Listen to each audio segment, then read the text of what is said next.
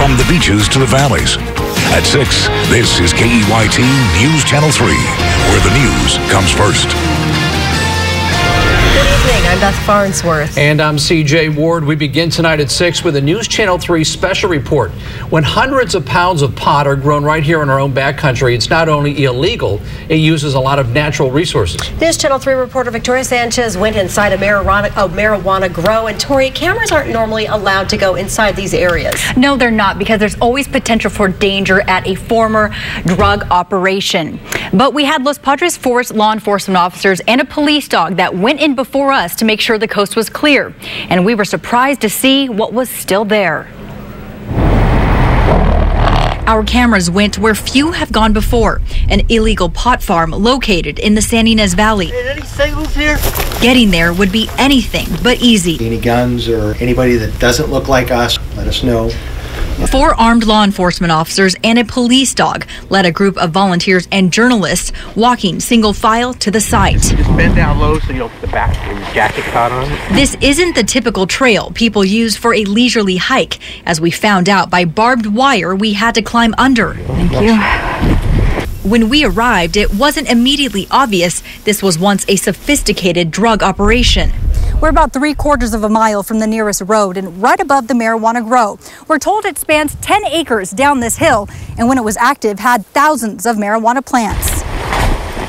The dry chaparral trees camouflaged what we would soon see.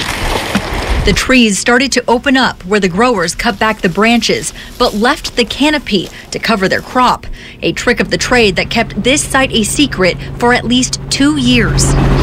In this video from the Santa Barbara County Sheriff's Department, deputies drew their guns and searched this pot farm a year ago. Many times these are booby trapped, and most of the time these guys are armed. 2 Mexican nationals were arrested when they ran away. 100 pounds of processed marijuana was seized, worth $250,000. Getting around the illegal farm to explore is difficult, but it's the only way to see what's really here. Here on the side of this steep hill is where the marijuana was planted. But since it was cut back last year, all that's left are these dry stalks still stuck in the dirt. Some of the most sophisticated irrigation techniques were used here. Thousands of feet of drip piping once kept these lush plants green.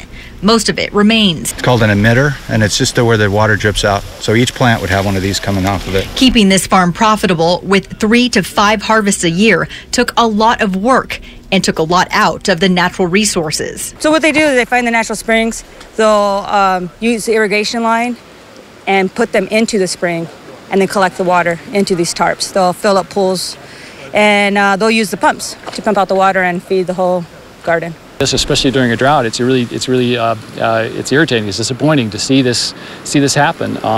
It's a shame that especially during this really critical time, this water, which is essential for all wildlife, especially in a dry area like this, being diverted. This is more than one animal.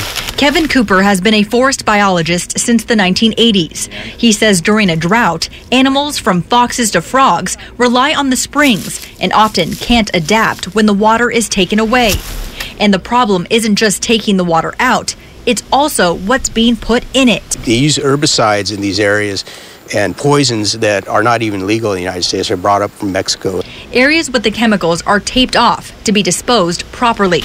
The rest of the garbage is picked up by Los Padres Forest Watch volunteers, who were surprised to see the mess. You're just amazed at how deep into the forest that they are. There's a lot of solid industry here to make this thing happen, right? I just think it's really misguided.